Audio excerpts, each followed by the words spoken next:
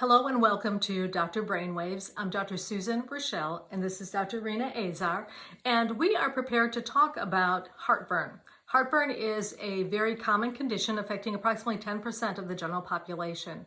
The other thing that you'll need to know about heartburn is what it looks like, what symptoms are suggestive of it, what things we can do about it, as well as what are some of the alarm symptoms that require immediate evaluation.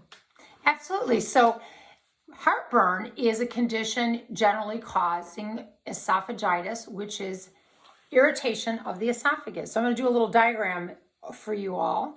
This is the stomach, this is the esophagus, this is the diaphragm muscle, which we'll come back to, and the stomach, which is full of acidic contents, has a sphincter muscle or ring muscle at the top of it, between the esophagus and the stomach, and at the bottom of it as well. So the problem lies here. The problem is that this muscle can be weak and or loose, and so this acid material can work its way up the esophagus, and you can see it goes all the way up and eventually even gets up to our mouth, and that's where people get this regurgitation of food contents or a feeling of discomfort in the stomach area. When this area here gets very irritated, you can get actual open sores, and that is the problem. This is the area that tends to get the most problem with open sores.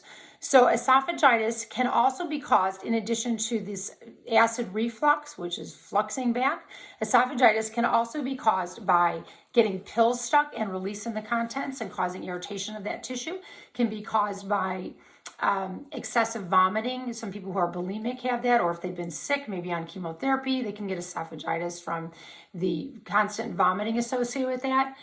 Injury and radiation, in addition to infections. Infections are relatively rare. Dr. Raschal sees infections, however, sometimes. So sometimes if patients who are on asthma medications, such as inhaled steroids, which wipe out that healthy bacteria and allows the fungus to grow, can develop inside the mouth, which is why we recommend everybody rinse their mouth after they're using inhaled steroids. And it can stay in the oral cavity or also go down to the esophagus. So they would need to be treated with an antifungal medication. And why do we need to check this out? Because this area of constant irritation and possible open sores can start to develop scarring or stricture. And that scarring or stricture will actually narrow this tube. It will cause narrowing of the tube and make it difficult to swallow. That can be a permanent and very problematic condition. In addition, this becomes a hot spot of irritation. That irritation with the open sores can give rise to a condition called Barrett's esophagitis, which is a cancer predisposing esophagitis version. And in addition, we need to get investigated sometimes to make sure you don't have a tumor in that area, a cancer in the area that's pushing on that ring muscle and making it open. So we're trying not to miss bad conditions that are either associated with significant reflux or result from the constant acid exposure.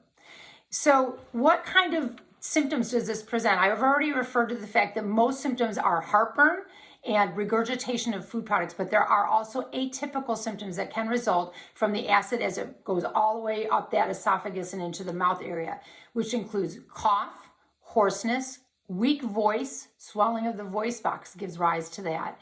In addition, people can have a tickling sensation, dental erosion, or asthma. I actually had hoarseness for a prolonged period of time, and being a doctor did not want to believe I had reflux because I had no other symptoms. It's called silent reflux. But after visiting my ENT, discovered that I had reflux as well. So that you need to be aware that you can have silent reflux and look for those atypical symptoms that we just reviewed. Sometimes silent reflux is also referred to as laryngopharyngeal reflux. And it's because, as Dr. Azar pointed out, that the gastric contents are coming all the way up to the back of the throat, which can be a problem. So when do you need to be investigated? We are going to talk about measures that you can take to troubleshoot these symptoms to help prevent the reflux of the acid back up the esophagus. But there are some symptoms that will make your doctor, well, you need to make your doctor aware that you have these symptoms, but that will make your doctor feel like, hey, we probably need to get this investigated sooner than later. Maybe don't try some of these home measures before going straight to seeing a gastroenterologist for a scope, for example. And we call these alarm symptoms. We talked about so those. Dr. Azar is going to comment on some of these alarm symptoms. We talked about them a little bit with the colon cancer presentation. So if you have a difficult time swallowing, you may already have stricture. Need to go in and get checked out. If you're vomiting up blood, you may have some very significant open sores that need to be addressed in a timely manner. Dark, sticky stools can be suggestive that you have some internal bleeding, perhaps coming from open sores that are already present from the esophagitis. Weight loss, obviously, persistent vomiting resulting from the constant irritation of that area. Tooth enamel erosion is a sign that you've had the esophagitis for some time. Persistent bad breath actually can also be a sign of an infection in the esophageal area. Those are symptoms that will make your doctor strongly consider getting you in for a scope sooner than later. In our next series, we're going to talk about what the workup entails, and we're also going to talk about some of the measures that you can take, behavioral, dietary measures, as well as some medications that you can do some troubleshooting with yourself to address your reflux. The other thing that was mentioned too is if a person has these symptoms for over 5 years, that they certainly should be evaluated.